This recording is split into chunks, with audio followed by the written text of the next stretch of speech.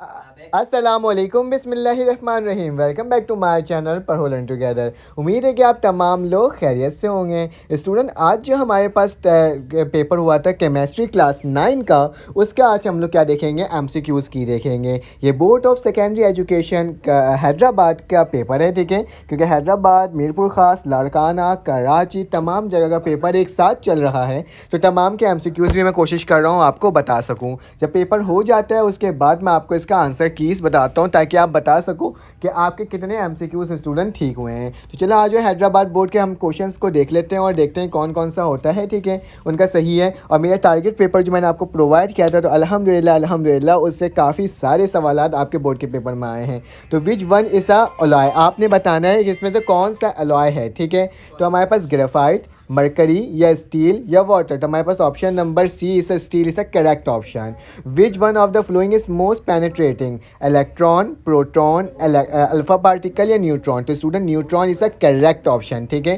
जो निशान मैं लगा रहा हूँ वो करेक्ट है, ठीक है। The shielding effect across the period, बेटा शेडलिंग इफेक्ट जब हम टॉप टू बॉटम जाते हैं तो इंक्रीज होता है, लेफ्ट टू राइट जाते हैं तो डिक्रीज होता है, लेकिन कॉन्स्टेंट होता है क्योंकि ये फिक्स होता है, ठीक है। हमारे पास शेडलिंग इफेक्ट अक्रॉस द पीरियड, पूरे पीरियड में देखोगे तो हमारे पास क्या होगा, सेम होगा, ठीक है। द ऑक्सीजन बिलोंग टू, हमारे पास क्या लिखा, the oxygen belong to 6 the number of electron in valence shell are 6 होता है, ठीक है। Which of the following can be separated by the physical mean, mixture, element, compound या substance. Student mixture is the correct option. जिस student ने ये वाले MCQs लगाए हैं वो तो बिल्कुल करेक्ट ऑप्शंस लगाए हैं, ठीक है। If nuclear numbers of potassium is 39, the number of neutron will be, neutron जो होगा कितना होगा, 20 होगा, ठीक है।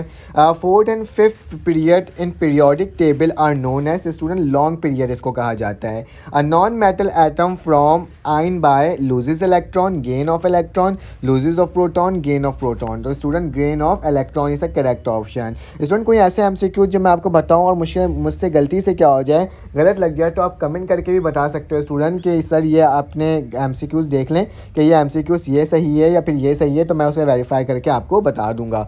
The freezing point is depend on, याद रखना फ्रीजिंग पॉइंट जो होता है स्टूडेंट वो प्रेशर के ऊपर भी डिपेंड करते हैं, नेचर ऑफ लिक्विड के ऊपर भी करता है, टेम्परेचर के ऊपर करता है। लेकिन इस तरह का सवाल है, इसमें ऑप्शंस में थोड़ी सी कन्फ्यूजन है। नेचर ऑफ द लिक्विड फिलहाल आप कह सकते हो, लेकिन प्रेशर और टेम्परेचर भी क्या होता है उसके ऊपर भी डिपेंड करता है। तो इस एमसीक्यूज में थोड़ा सा इशू है, ठीक है। The alloy the homogeneous mixture of 2 solid, alloy कितने मिक्सचर होता है, 2 सॉलिड का होता है, ठीक है।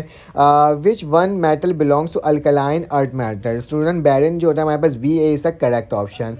The formula that indicate the actual and type of atom in molecule is called molecular formula. Actual number molecular formula हमें क्या करता है, बताता है।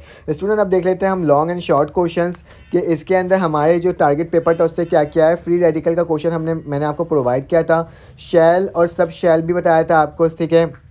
केमिकल और फिजिकल प्रॉपर्टी भी बताया था, ऑक्टेट एंड डुप्लेट के बारे में बताया था, डेंसिटी का भी सवाल मैंने अपने टारगेट पेपर में दिया था student.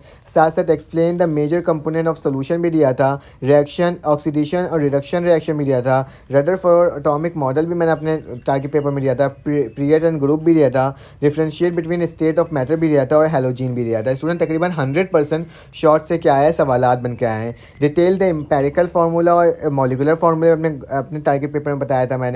Define the ionic bond भी बोला था मैंने, डिफरेंशिएट बिटवीन एम्फॉर्मियस और क्रिस्टलाइन फॉर्म ऑफ सॉलिड बताया था स्टूडेंट। और हमारे पास हाउ कैथोड रेस प्रोड्यूस ये भी मैं बताया था। Explain the फ्राडे first and second law of electrolysis, ठीक है। ये तमाम चीज़ें मैंने स्टूडेंट आपको प्रोवाइड किया था। तकरीबन 99% कहा जा सकता है कि जो मैं टारगेट पेपर आपको प्रोवाइड किया था वो सीधे सवाल बन करके आया। बाकी टारगेट पेपर भी चैनल के अंदर अपलोड है, आप जाकर देख सकते हो। इंशाल्लाह आपसे एक न्यू वीडियो में मुलाकात होगी। जब तक के लिए अपना ख्याल रखो, अपने एक का ख्याल रखो, दुआओं में याद रखो।